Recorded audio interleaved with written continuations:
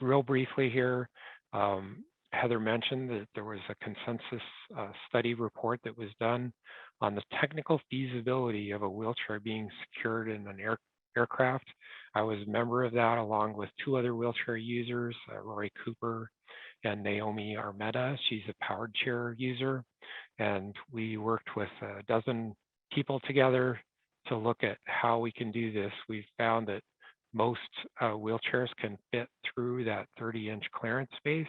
The typical aircraft door does have the 30-inch space, and down at the tire area, they mostly have that 26-inch clearance space, which most powered chairs have that 24-inch average, 26-inch clearance space down at the tires to go into that aircraft space.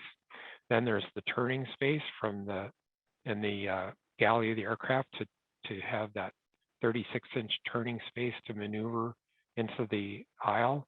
And again, most wheelchairs have that ability to turn in that space to get into the aisle, and then being able to maneuver into a space that would be provided that's 60 inches long to maneuver laterally into, to be positioned and secured into a space in the aircraft.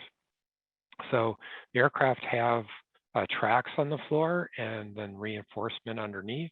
And so two rows of aircraft seats would have to be removed, and then a pallet of some type would be put in, or the aircraft would be reinforced in that area. And this is the area where the wheelchair would be secured. Typical average weight of a wheelchair unoccupied is about 300 pounds, and then you can see the spectrum of wheelchair weights, and then see the spectrum of wheelchair weights with passengers in them is obviously higher. So that's 620 pounds average.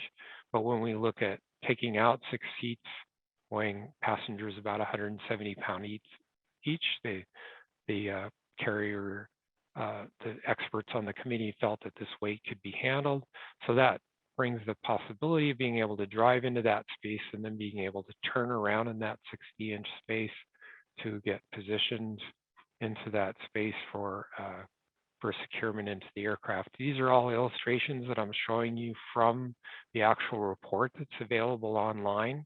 You can go online to the National Academy of Science and see this report on air travel, and it will show you all of this information as I've disclosed it.